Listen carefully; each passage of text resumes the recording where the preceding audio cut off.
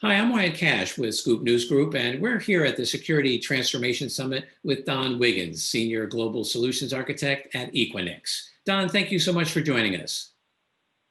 Well, thank you, Wyatt. It's a pleasure. Thank you. Let me start by asking, how are you seeing the movement in government from siloed agency networks to more of an interagency focus and capability changing the way government organizations have to think about cybersecurity, especially in light of the impact of the pandemic? Well, there's a couple of thoughts there, a couple of key areas to focus on, and it relates much to how government agencies have traditionally designed and deployed their networks, which was to say there was the key design attribute was a north-south boundary, if you will. So traditionally, in layman's terms, an agency would place a firewall, if you will, at the front of their network, and to create that sort of north-south entry point, and then which was pretty robust in terms of access controls. And then once a authorized user went through that front door, if you will, then they had largely unfettered access in many cases to various resources within the network itself. That's now changing to more of an east-west approach, whereby role-based zero trust framework is now becoming the norm, whereby access to network resources is kept at the bare minimum for mission requirements, and so that cuts down on the propensity for either internal or external threats to cause problems for the network. The other issue that to address is that typically agencies would develop and design their networks to be very much siloed in nature. So they were kind of restrictive in terms of how they were designed to enable interaction or interagency collaboration. That's changing significantly now, and we'll talk a little bit more about some of those touch points as we move forward. Well, just to follow on that, as agencies look to transform and modernize their cybersecurity, what are you seeing in terms of new approaches to a more interconnected model versus the legacy siloed model? Right. So that has much to do with how the boundary is expanding or extending from the government prem location, if you will. Traditionally, government agencies would protect their most precious assets, which is their data and applications, in a remote repository type scenario. I supported a data warehousing environment many years ago when I was in the Air Force, and this was we employed a typical model whereby you would have data cordoned off with restricted access, of course, but it did not lend itself well to collaboration. And so now what we're finding, and you think about the COVID, the pandemic scenario that we're dealing with today, and the necessity for many commercial and public sector healthcare organizations requiring collaboration on a global scale, all the more important that we ease the boundaries and friction between one network and another network so that agencies can more effectively collaborate. Well, next, how do modern technologies that we're getting more and more familiar with, like AI and network as a service, operating models, for example, bolstering or benefiting cybersecurity? Right. So there's a lot of movement on that front.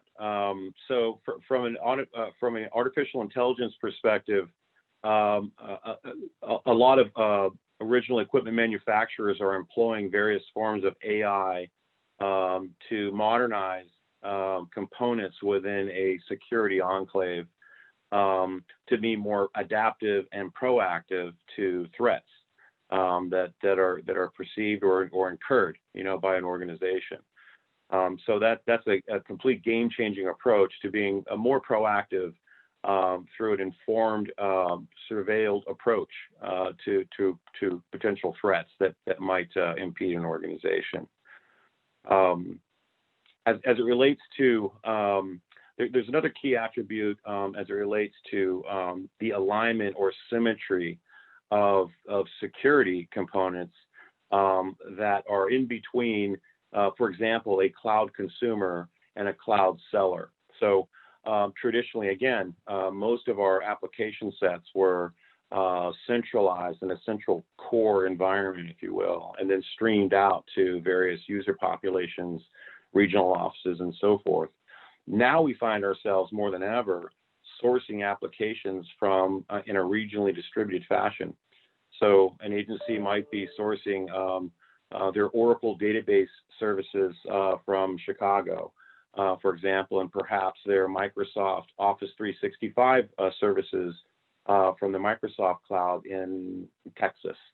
So, so now we have to sort of adapt to that new model and recognize that compulsory security stacks that we deployed 5 or 10 years ago are likely misaligned with targeted cloud services requirements that continue to emerge over time.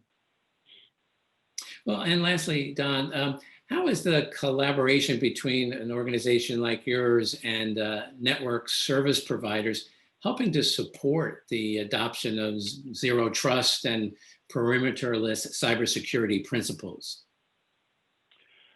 So, I didn't touch as much on network as a service as I had kind of desired to in your previous question. So I'm going to expand on that because it's very much related to this question. At Equinix in particular, we took a very proactive approach about 5 to 8 years ago and made some pretty significant modifications to our existing global MPLS network. And so effectively we SDN, or software-defined networking, SDN enabled that global interconnection platform. So what does that mean to customers today that are using that platform?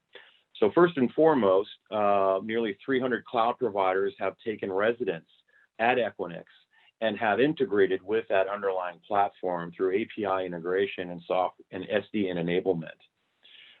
The reason being is it makes it, again, we touched back on the notion of creating frictionless network transport and the ability to, on demand, establish connectivity to different digital service providers, interagency collaborators, any number of Z-side connection targets that you might need to connect to with your network.